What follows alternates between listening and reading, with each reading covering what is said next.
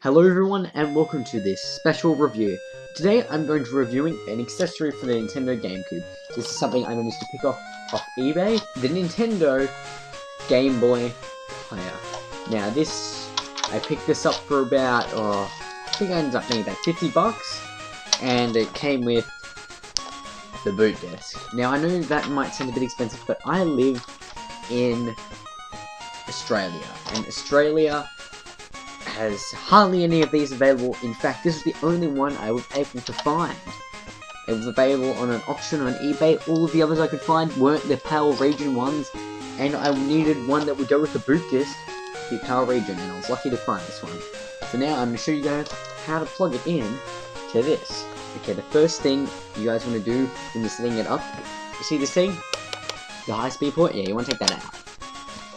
And then you see this thing here? That you plug in. It plugs in. It clips in like that.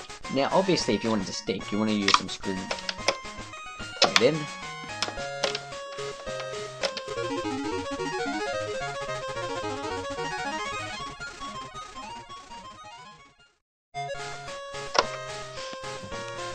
Okay.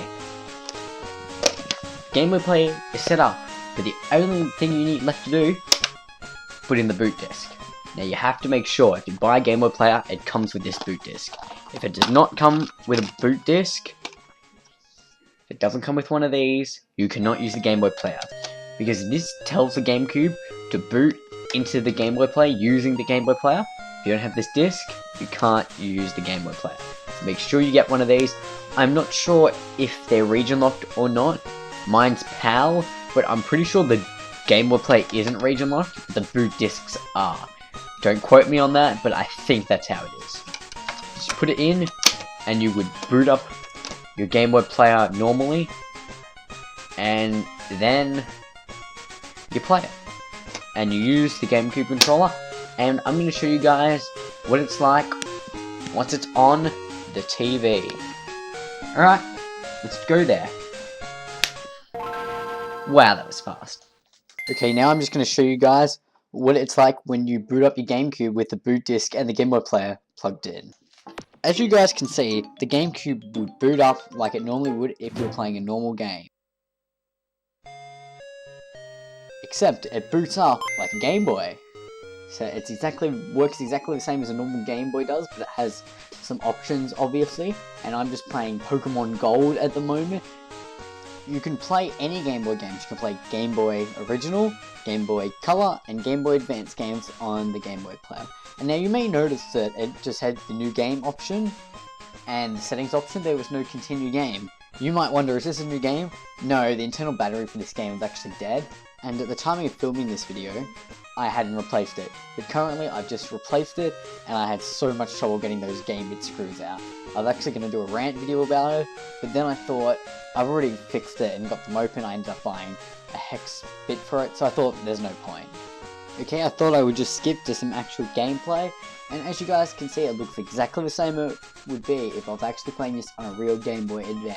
The picture has obviously been upscaled from what it would be on a normal Game Boy, and it actually looks a lot better. I was actually quite surprised with the quality that it's nowhere near as pixelated as I thought it would be. It actually looks really great on a TV. I much prefer playing it on the GameCube than on the actual Game Boy.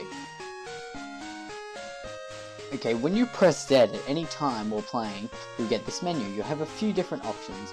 You can change what frame, which is the border just around the game, and it's got a few different ones. Some are really basic, some look just plain weird, and there's some really cool ones, like I think there's a space one, and there's even one that sort of looks like the GameCube, and that's kind of cool. I really like that one, but most of the time I'll just play using the,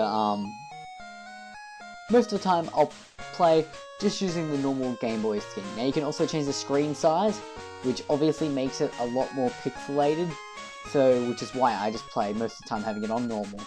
You can change the controls. Now, the default is just A is A, B is B, and L is L, and R is R. Exactly the same as it would be if you're playing on a normal Game Boy. It's great. I really like the controls. They did a great job. And the way the layout is, there's no problem with the controls at all. You can also play using the analog stick to move your character around, as well as the D-pad, and that's really cool. I really like using the analog stick to play some of these games instead of using the D-pad. It can feel a bit weird sometimes because you can tell they were made just to move up, down, left and right. There's also a screen filter which just changes the filtering, not that much of a difference as far as I can tell. There's also a timer which is really stupid. All it does is counts down the amount of time you set and then says the timer has gone off. It doesn't serve any purpose at all. So I guess they've just added that in for, I guess, the sake of it. And then there's the very last option, which is change game pack. And this means that you can change what game you're playing without turning off the Game Boy. So you just press A, and it'll ask you, do you want to change? And then you just press yes. And then you just take out the game you're playing and put in a new one. It's that simple. Okay, and to change things up, I'm currently putting in a Game Boy Advance game. I'm playing WarioWare. Now this is a great micro game / minigame collection where you play these mini games, and each mini game goes for like 5 seconds, and you do like heaps of them at a time. There's like a time limit, you have to do them really quickly, and it's really fun. And as you can see, with the Game Boy Advance, it works exactly the same way with the frames and the screen size. It works exactly the same no matter what version of a Game Boy game you're playing on. So that's about all I have to say about the Nintendo Game Boy player. Is it worth picking up? Absolutely.